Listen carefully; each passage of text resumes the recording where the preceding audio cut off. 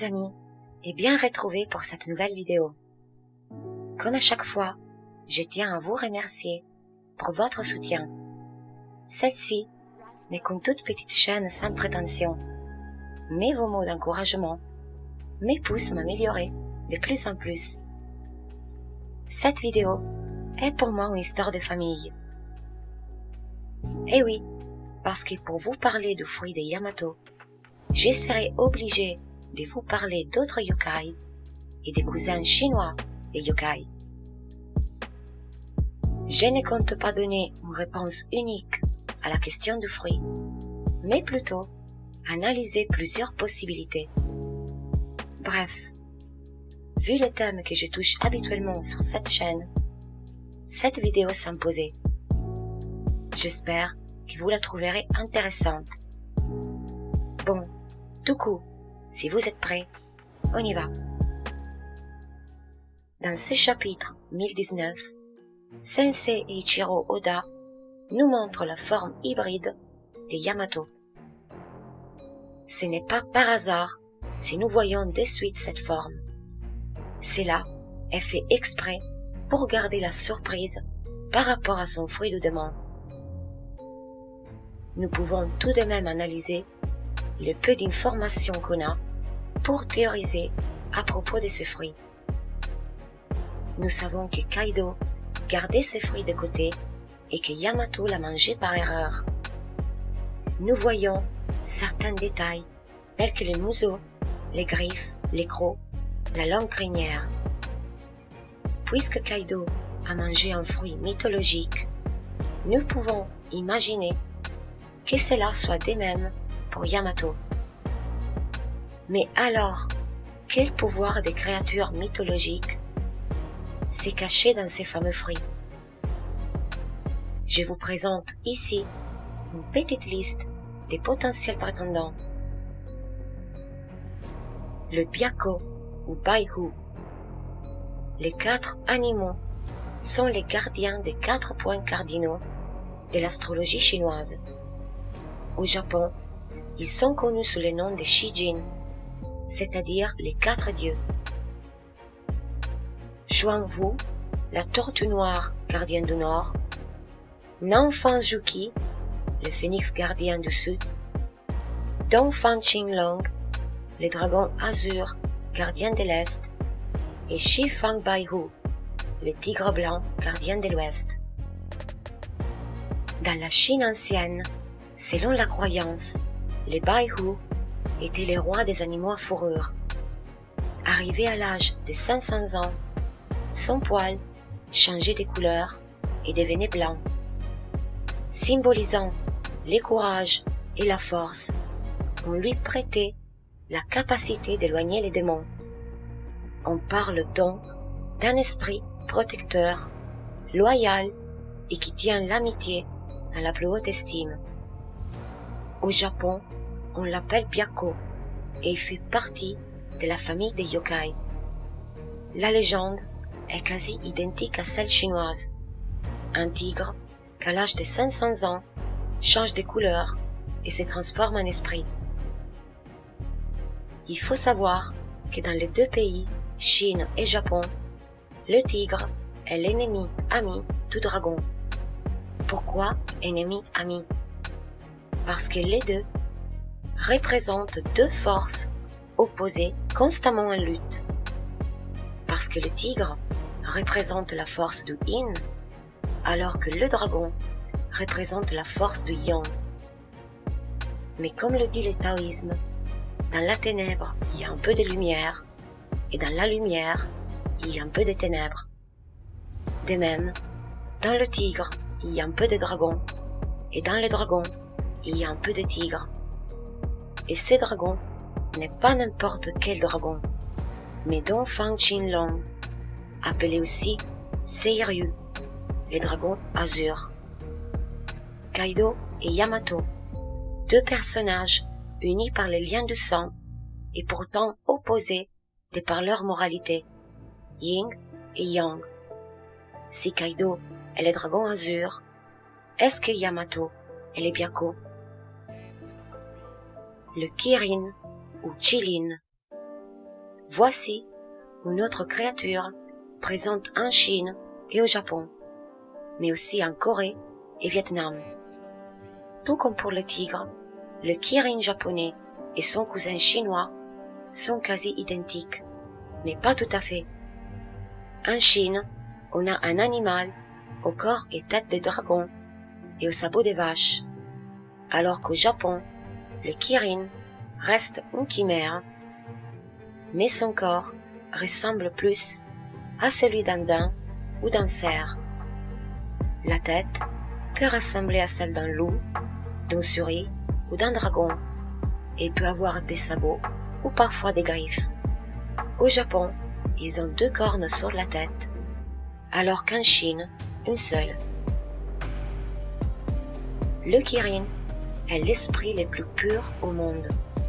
Il apparaît uniquement si le pays est gouverné par une personne sage et illuminée, ou quand la paix revient après une guerre. Il déteste la violence sous toutes ses formes, tant qu'il refuse de marcher sur l'herbe, tellement il craint d'en blesser un seul fil.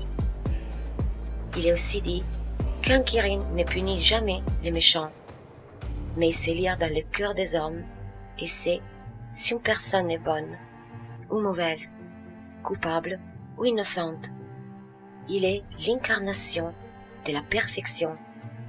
Mais attention, cela ne veut pas dire qu'il soit incapable de se défendre.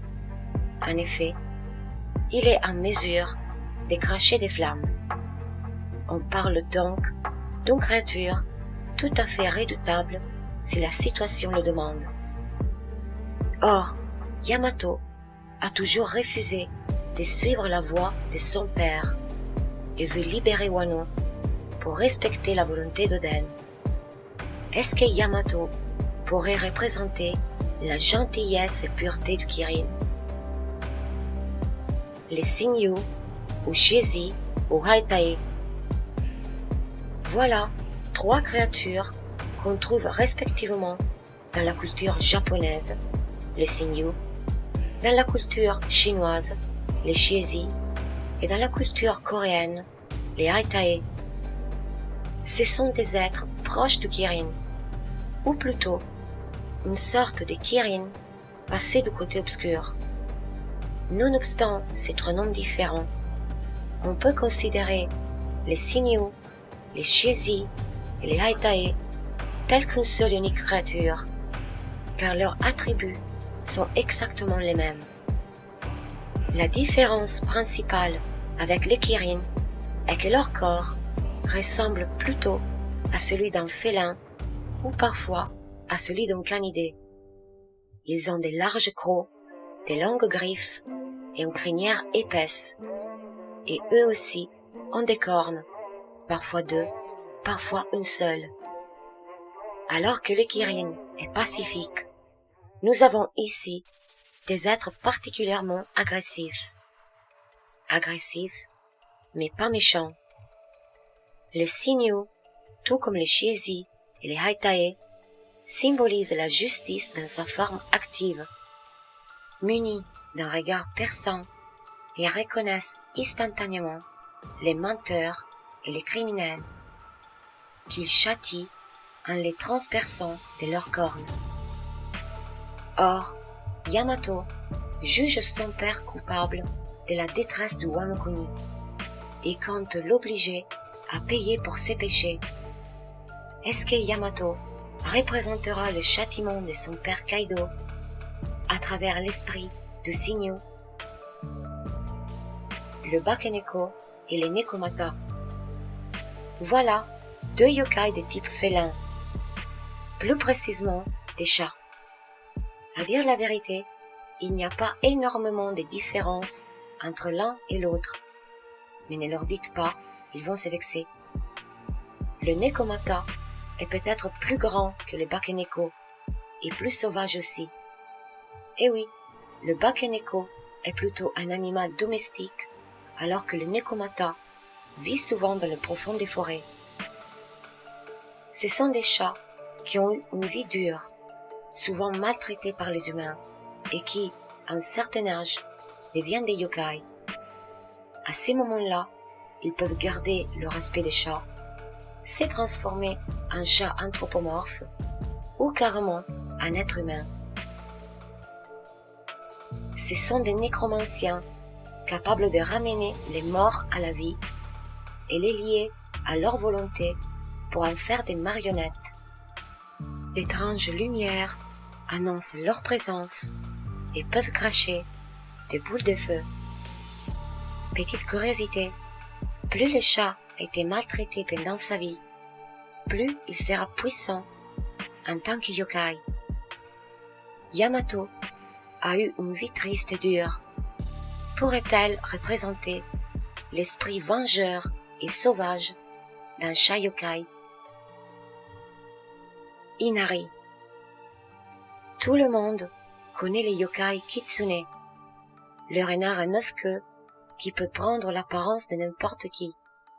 Mais peu de monde, en dehors du Japon, connaît Inari.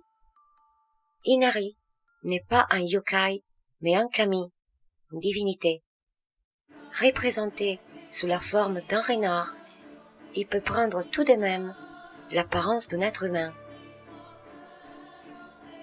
Autant mâle que femelle, Inari est le dieu déesse de la prospérité et du succès, mais aussi une divinité protectrice. Protection des cultures qui permettent aux paysans de nourrir le peuple, protection des artisans qui, grâce à leur travail, rendent les pays plus forts et riches, protection des maisons, protection des naissances. Inari représente donc la croissance et l'abondance. À savoir qu'au Japon, un tiers des temples Shinto est dédié à Inari. C'est peut-être la divinité la plus aimée du Japon, tellement aimée qu'elle a été adoptée par le bouddhisme japonais. Dans ce cas, Inari est liée au concept de Dainichi-ten, le féminin divin, qui fait d'elle une déesse dont le pouvoir principal est une puissante lumière purificatrice. On sait comment Yamato aime Wano et comment décide d'affronter son père pour que le pays puisse renaître de ses cendres.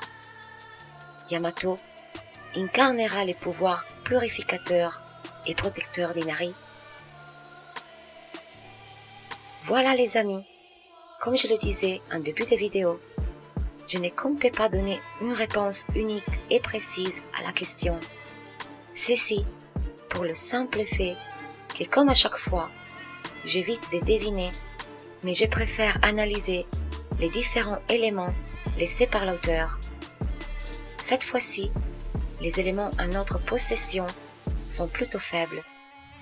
La morphologie des Yamato en forme hybride ne ressemble pas vraiment à une créature précise et nous n'avons aucune idée de ses pouvoirs. J'ai donc préféré vous soumettre simplement une liste de potentiels êtres mythologiques qui pourraient faire l'affaire. De mon côté, je trouve que les signaux, tout comme les Shiezi et les Aitae, reprennent le côté fauve et pourraient expliquer les crocs, les griffes, la crinière et les cornes, car les cornes des Yamato en forme hybride ne sont pas les mêmes que dans la forme humaine. J'apprécierais aussi le concept de châtiment qui accompagne ces créatures. Le problème est qu'elles ne sont pas assez mainstream. Oda est sûrement un homme de culture, mais qu'il puisse avoir choisi des êtres si peu connus par le grand public, je trouve ça étrange. J'espère de me tromper, bien entendu. Le Byakko et les Kirin sont déjà apparus dans plusieurs mangas, jeux vidéo, séries, films ou livres. Ils sont donc plus populaires auprès du public du monde entier, et peut-être le choix plus simple pour l'auteur. En tout cas, désolé de me répéter, si on veut réfléchir de façon purement logique par rapport au très peu d'indices à notre possession, rien n'est certain. Bien entendu, si vous avez une idée par rapport à ces fruits, je suis tout oui. En espérant ne pas vous avoir ennuyé, je vous remercie d'avoir pris le temps de m'écouter. Je vous donne rendez-vous ici pour une prochaine vidéo. À la prochaine donc. Ciao ciao.